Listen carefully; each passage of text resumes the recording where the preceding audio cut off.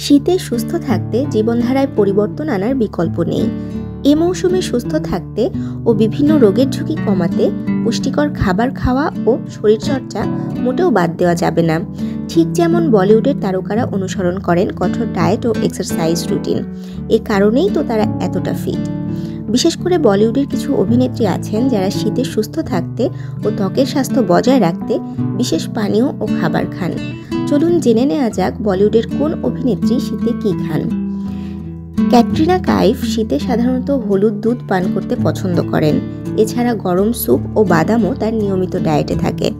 তিনি শীতে আদা চা পান করেন, যা তার রোগ প্রতিরোধ ক্ষমতা শক্তিশালী রাখে ও হজমে সহায়তা করে। দীপিকা পাদুকোন শীতে আদা চা ও গরম স্যুপ পান করতে বেশি পছন্দ করেন। তার ডায়েটে ফলমূল, বিশেষ করে পেয়ারা ও কমলা থাকে, যা শীতকালে ভিটামিন সির ভালো উৎস। এছাড়া দীপিকা আমন্ড ও অলিভ অয়েল ব্যবহার করেন, যা তার ত্বককে উজ্জ্বল রাখে ও শরীরের তাপমাত্রা নিয়ন্ত্রণে সাহায্য করে। আলিয়া ভাট শীতকালে গরম হালুয়া ও গরম স্যুপ খেতে পছন্দ করেন। তিনি শীতে মিষ্টি আলু ও শাকসবজি প্রচুর পরিমাণে খান, যা শরীরকে উষ্ণ রাখতে সাহায্য করে। এছাড়া আলিয়া নিয়মিত বাদাম ও ড্রাই ফ্রুটস খান। তিনি খুবই স্বাস্থ্যকর ডায়েট অনুসরণ করেন, যাতে তার ত্বক ও চুল সুস্থ থাকে।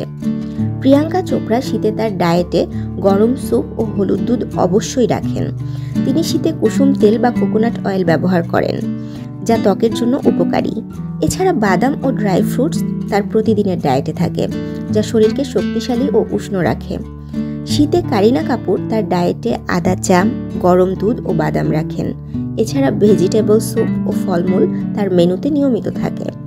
তিনি নিয়মিত গরম পানীয় পান করেন, যা পেটের জন্য উপকারী ও ত্বককে আর্দ্র রাখে।